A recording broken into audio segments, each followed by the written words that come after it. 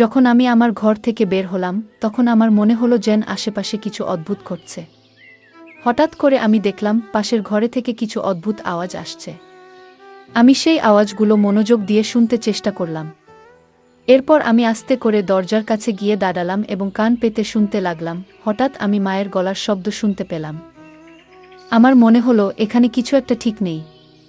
আমি ভাবলাম ভেতরে ঠিক কি হচ্ছে সেটা দেখা দরকার। কিন্তু সমস্যা হলো ঘরের দরজা ভেতর থেকে বন্ধ ছিল এবং ঘরে কোনো জানালাও ছিল না। তখন আমার মাথায় একটি বুদ্ধি এলো। আমি আস্তে করে এক চোখ বন্ধ করলাম এবং তালার চাবির ছিদ্র দিয়ে ভেতরে দেখার চেষ্টা করলাম। আমি যা দেখলাম তা আমাকে স্তম্ভিত করে দিল। আমি লক্ষ্য করলাম মা এবং চাচা একসাথে এমন কিছু করছেন যা আমার ধারণার বাইরে ছিল। তারা খুব কাছাকাছি বসেছিলেন, যেন কোনো গোপনীয় বিষয় আলোচনা করছেন। মায়ের চোখে অদ্ভুত এক মায়া আর চাচার মুখে একরকম দুষ্ট হাসি ছিল। এই দৃশ্য দেখে আমার হৃদয় ভারী হয়ে উঠল। আমি ভেতরে ভেতরে অস্বস্তি অনুভব করছিলাম। মায়ের এই রূপ আমি আগে কখনো দেখিনি। আমার মনে হতে লাগলো এরকম কিছু তো আমি কখনো ভাবিনি। কিন্তু কেন জানি না, আমার মনে তখন এক অদ্ভুত অনুভূতি হচ্ছিল। ভেতরে যেন একটা অস্বস্তি কাজ করছিল।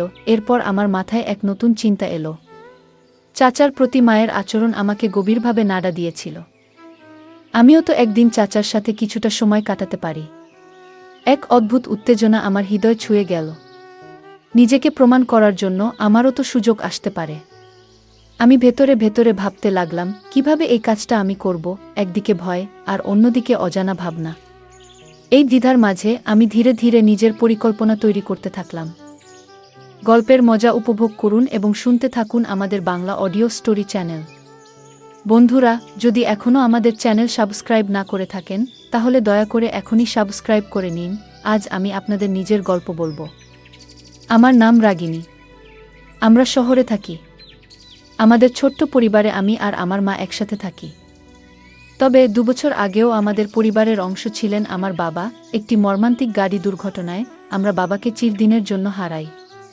বাবার মৃত্যুর খবর শুনে তার খুব ঘনিষ্ঠ বন্ধু মনোজ চাচা আমাদের দেখতে আসেন। কিছুদিন আমাদের সঙ্গে থেকেও যান। তবে জরুরি কাজের কারণে তাকে ফিরে যেতে হয়। যাওয়ার আগে তিনি আমাদের প্রতিশ্রুতি দিয়েছিলেন যে তিনি সবসময় আমাদের পাশে থাকবেন। আমার বাবার মৃত্যুর পর মনোজ চাচাই ছিলেন একমাত্র ব্যক্তি যিনি আমাদের পরিবারের সঙ্গে গভীরভাবে জড়িয়েছিলেন। ছোটবেলা থেকেই তিনি আমাদের বাড়িতে আসতেন। বাবা মায়ের খুব কাছের বন্ধু ছিলেন। তার সঙ্গে আমাদের সম্পর্ক এতটাই গভীর ছিল যে তিনি শুধুমাত্র বাবার বন্ধু নন, আমাদের পরিবারের একজন সদস্য বলেই মনে হতো। আমি যখন ছোট ছিলাম তখন মনোজ চাচা প্রায়ই আমাদের বাড়িতে আসতেন এবং আমার জন্য চকলেট নিয়ে আসতেন। আমি খুশিতে তার গলায় ঝাঁপিয়ে পড়তাম এবং তার সঙ্গে খেলায় মেতে উঠতাম। তবে এখন আমি 19 বছর বয়সী, বড় হয়ে গেছি।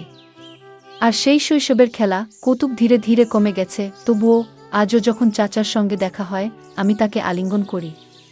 বাবার মৃত্যুর পর থেকে মা খুবই একা হয়ে গেছেন।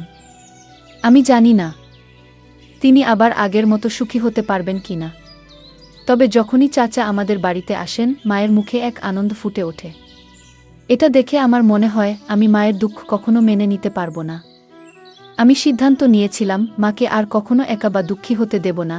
আমার মা এখন 40 বছর বয়সী, কিন্তু তাকে দেখলে 25 বছরের কোনো তরুণীর মতোই লাগে। যখনই আমরা মা মেয়ে একসঙ্গে বাজারে যাই সবাই এমনভাবে তাকায় যেন আমরা 2 বোন। মায়ের সৌন্দর্য আর স্মার্টনেস দেখে অনেকেই অবাক হয়ে যায়। একদিন আমি ভাবছিলাম মায়ের একাকিত্ব দূর করার জন্য এমন কাউকে দরকার যার সঙ্গে মা তার মনের সব কথা বলতে পারবেন। কিন্তু এমন মানুষ কে হতে পারে? আমি অনেক ভেবেও কিছু বুঝে উঠতে পারছিলাম না। ঠিক তখনই আমার মনে হলো কেন না মনোজ চাচার সঙ্গে কথা বলা যায়। আমি কোনো দ্বিধা না করে তাকে ফোন করলাম। প্রথমবার চাচা ফোন ধরেননি, হয়তো কাজের মধ্যে ব্যস্ত ছিলেন। কিন্তু আমি জানতাম তিনি আমাদের সবসময় গুরুত্ব দেন এবং মায়ের সুখের জন্য কিছু করতে পারবেন। আমার ফোন বেজে উঠল।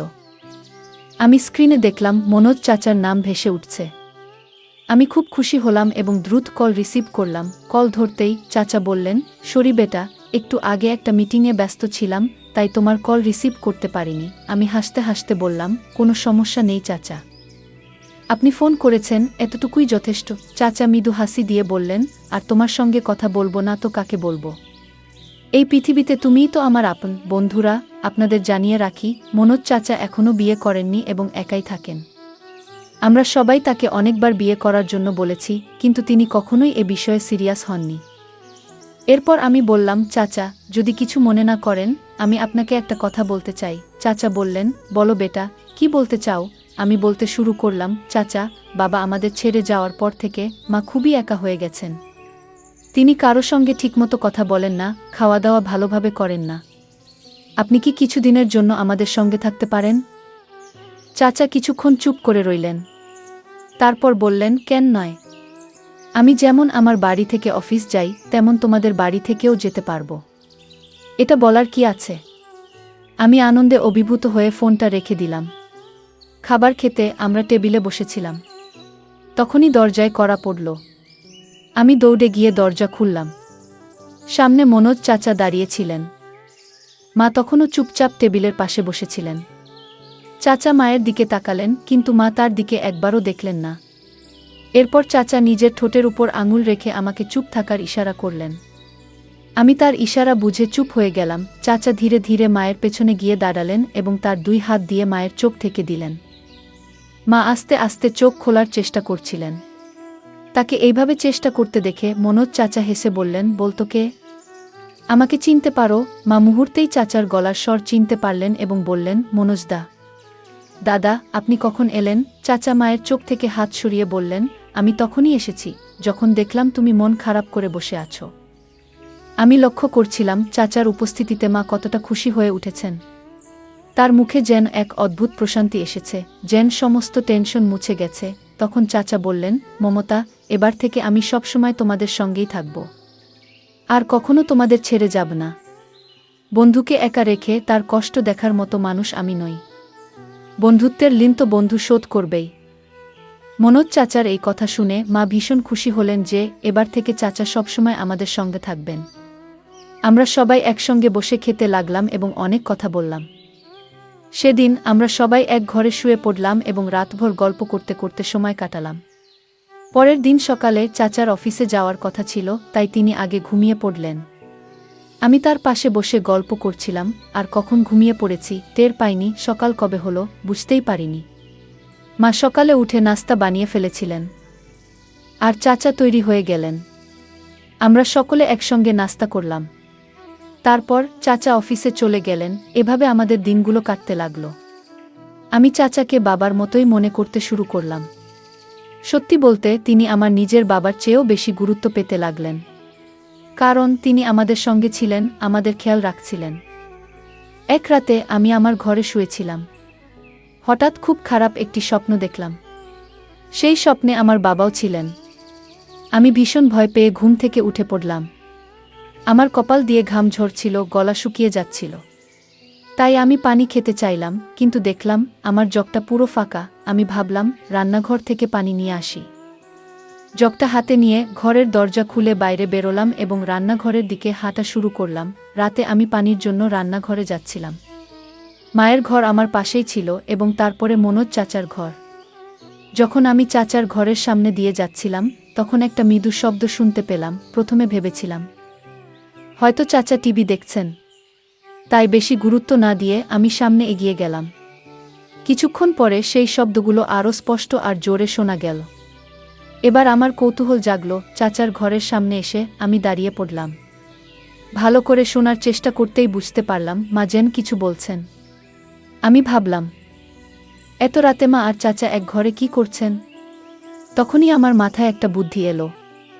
আমি দরজার তালার ছিদ্র দিয়ে ঘরের ভেতরটা দেখার চেষ্টা করলাম। এক চোখ বন্ধ করে তালার ফাঁক দিয়ে যখন ভেতরটা দেখলাম, তখন আমি অবাক হয়ে গেলাম। আমি ভেতরে যা দেখলাম তা আমাকে বিস্মিত করে দিল। মনে হচ্ছিল এমন কিছু আমি কখনো কল্পনাও করিনি, যা আমার নিজের জন্যই অস্বস্তিকর ছিল। আমি নিজেকে শান্ত করার চেষ্টা করছিলাম, কিন্তু কিছুক্ষণের মধ্যেই আমি অসচেতন হয়ে পড়লাম। পরে দেখলাম মা বিছানায় শুয়ে আছেন এবং মনোজ চাচার সঙ্গে কথা বলছেন। মা বললেন, মনোজদা, এবার থেকে আমাদের ছেড়ে কোথাও যেও না। চাচা মায়ের হাত ধরে বললেন, তোমার আর রাগিনীর খেয়াল রাখার দায়িত্ব এখন থেকে আমার। এই কথাগুলো শোনার পর আমি ধীরে ধীরে নিজের ঘরে ফিরে এলাম। রান্নাঘর থেকে পানি নিয়ে এসে শুয়ে পড়লাম, কিন্তু ঘুম আর এলো না। বারবার মনে সেই দৃশ্য ভেসে উঠছিল। যতই ঘুমানোর চেষ্টা করি কিছুতেই মন শান্ত হচ্ছিল না। ভোর হতে আর বেশি দেরি ছিল না। আমি উঠে গিয়ে বাথরুমে ফ্রেশ হলাম। তারপর গোলাপি রঙের একটি হালকা পোশাক পরে নিলাম। পোশাকটি স্বচ্ছ ছিল এবং আমাকে দেখতে বেশ সুন্দর লাগছিল। আমি যখন বাইরে এলাম দেখলাম মনোজ চাচা সোফায় বসে নাস্তা করছেন। ভেজা চুলে তোয়ালে পেঁচিয়ে আমি তার সামনে গিয়ে দাঁড়ালাম এবং মুখে বললাম, চাচা কেমন লাগছে আমাকে? মনোজ চাচা মুচকি হেসে বললেন, বাহ রাগিনী, আজ তো তোমাকে একেবারে অপূর্ব দেখাচ্ছে। আমি যখন মনোজ চাচার কথা শুনলাম তোমাকে আজ খুব সুন্দর লাগছে, তখন আমি খুব আনন্দিত হলাম। চাচার পাশে গিয়ে চুপচাপ বসে রইলাম। কিছুক্ষণ পরে চাচা অফিসের জন্য তৈরি হতে লাগলেন। আমি হঠাৎ উঠে গিয়ে চাচাকে আলিঙ্গন করলাম। মনে হলো যেন বহুদিনের জমে থাকা আবেগ আমার ভেতর থেকে বেরিয়ে আসছে। চাচার শরীরটা মুহূর্তের জন্য কেঁপে উঠল, আর তার মুখে এক অদ্ভুত অস্বস্তির ছাপ ফুটে উঠল। সেই ছাপটা যেন মনের গভীরে লুকানো কোনো দুঃখ কিংবা অপরাধবোধের প্রকাশ। আমার চোখ ভিজে উঠছিল, যেন আমার ভালোবাসা আর মনের কষ্ট তাকে জানিয়ে দিতে চাইছিলাম। কিন্তু এটা তো কেবল গল্পের শুরু। বন্ধুরা, যদি এই গল্পটি ভালো লেগে থাকে তাহলে দয়া করে ভিডিওটি লাইক করুন এবং আমাদের চ্যানেলটি সাবস্ক্রাইব করুন। পাশে থাকা বেল আইকনটি প্রেস করুন যাতে করে আমরা যখনই নতুন ভিডিও আপলোড করি তার নোটিফিকেশন সবার আগে আপনার কাছে পৌঁছে যায়। ধন্যবাদ। দেখা হবে আমাদের পরবর্তী ভিডিওতে।